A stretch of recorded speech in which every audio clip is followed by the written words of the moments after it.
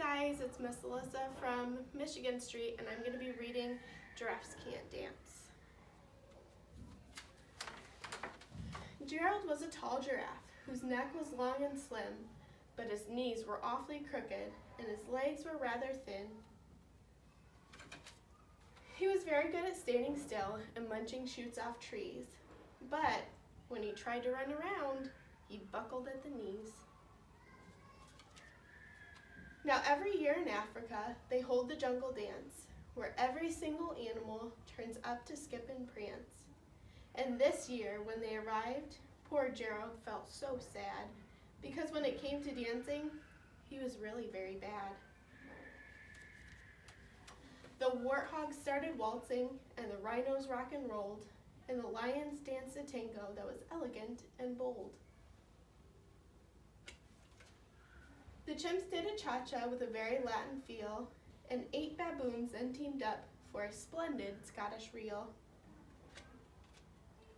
Gerald swallowed bravely and he walked toward the floor, but the lions saw him coming and they soon began to roar. "Hey, look at Gerald, clumsy Gerald," the animals all sneered. "Giraffes can't dance, you silly fool. Oh, Gerald, you're so weird." Gerald simply froze up and he rooted to the spot. "They're right," he thought. "I'm useless. Oh, I feel like such a clot." So he crept off from the dance floor and he started walking home. He'd never felt so sad before, so sad and so alone. Then he found a little clearing and he looked up at the sky. The moon is so beautiful," he whispered with a sigh. "Excuse me," coughed a cricket who'd seen Gerald earlier on, "but sometimes when you're different, you just need a different song." Listen to the swaying grass and listen to the trees. To me, the sweetest music is those branches in the breeze. So imagine that lovely moon is playing just for you. Everything makes music if you really want it to. With that, the cricket smiled and picked up his violin. Then Gerald felt his body do the most amazing thing. His hooves had started shuffling, making circles on the ground. His neck was gently swaying and his tail was swishing round. He threw his legs out sideways and he swung them everywhere.